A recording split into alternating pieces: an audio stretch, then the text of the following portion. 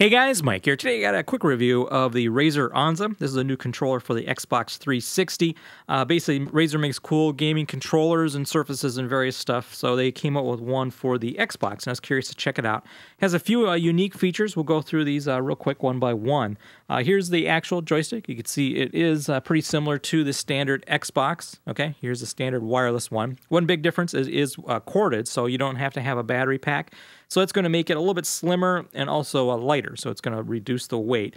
Now, you may or may not like the idea of having a cord. This is probably one of the big things you have to decide, but this is a nice braided cord. It's pretty stiff, so it's not going to get all tangled up or anything. And it's pretty long. I actually have it plugged into the Xbox right now.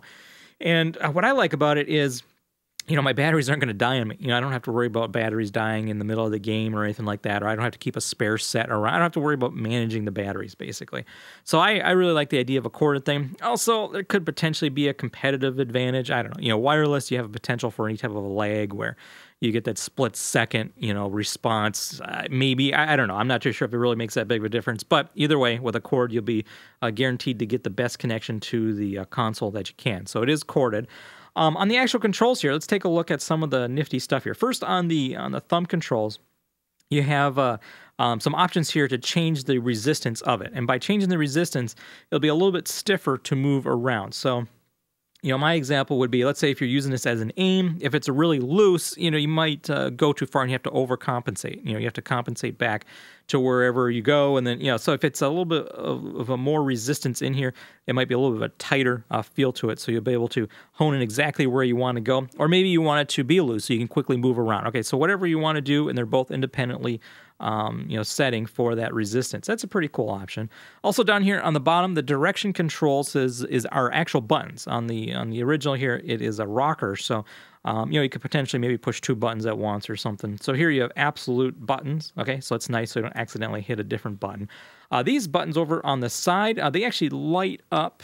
I'm not sure if you can really see that. I got these in some pretty bright lights, so that's kind of cool. Just gives it a nice little touch to it. In addition to the Xbox here lighting up and telling you which controller you're using. These buttons are a little bit different also. Basically, they have a real kind of a quick click to it, I guess. On the original one, it has almost a little bit of mushy feel to it. You don't have to click as hard in order to get it to click. Really hard to explain how the feeling is between them, but the impression you get is you'll be able to click quicker with these, maybe give you a little bit of an advantage there. So nifty little option with that. On the front, also just note the front or the start and back buttons are moved down here rather than the standard up top. Now over on the back or on the top here, you have a couple new options. First is you get some pretty aggressive trigger finger right or trigger click right here, so it kind of swoops out a little bit, so it gives you a little bit more to hang on to.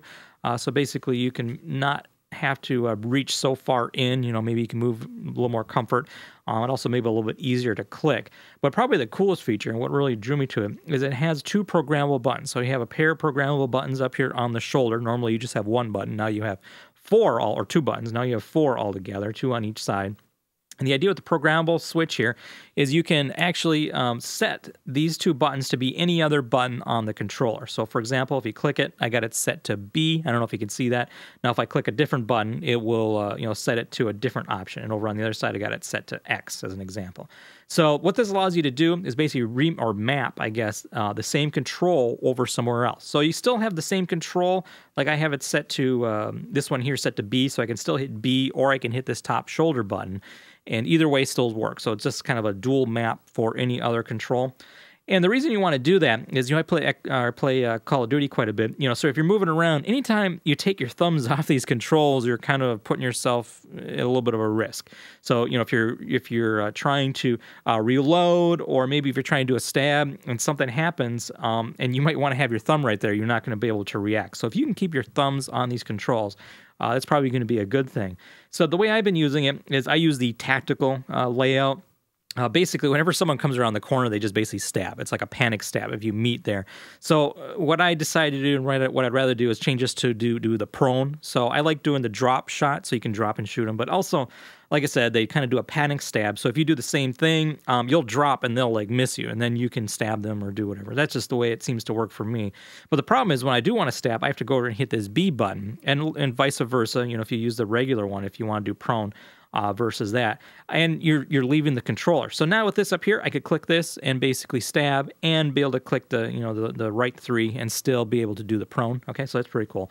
Over on this side, I haven't decided what I'm going to do. I might do a jump. You see guys are always doing these little ninja moves, trying to be all tricky and everything. It doesn't really do too much for me, but just kind of thinking of what I could do up here. Reload, I think I have it currently set to reload, because X. But to me, that's not that bad, and it's just a quick button, and I can reload. So not too sure I'm going to do this one. Probably a jump, so I'll be able to jump without, again, removing my thumbs from the controls. So there you go, guys. I'll look at the Razer Onza controller for the Xbox 360. Pretty cool. I guess maybe a couple of things to note is the side here has a nice matte finish to it, almost that marshmallow feel. I talk about cases and whatnot, and also you have a little Razer logo right here, and that actually provides a little bit of a grip to it too. And it is a little bit lighter, is a little bit smaller, but it's still pretty well balanced in general. So if you like to game a lot on the Xbox, this definitely is an option. Probably the only drawback I would see is the cord, if you can really deal with using the cord or not. To me, it doesn't matter. I'm pretty close to the Xbox. The only issue I have is, just wrangling the cables, because you plug the headset into there, and then I got my external, headphones box right there, the Astro thing, the mix amp. That's what I was trying to think of. So I got a lot of cables around, and it's a little bit of a pain to have it all together. But still, I do prefer having this just for the battery situation, so I don't have to do the battery. And potentially, I don't know, I guess maybe give me that 1 millisecond, that or nanosecond or whatever that might help me beat that, teenager on Call of Duty. So once again, guys, this is the Razer Onza controller for the Xbox 360. All right, guys, this is Mike from Insanely Great Mac. Thanks for watching.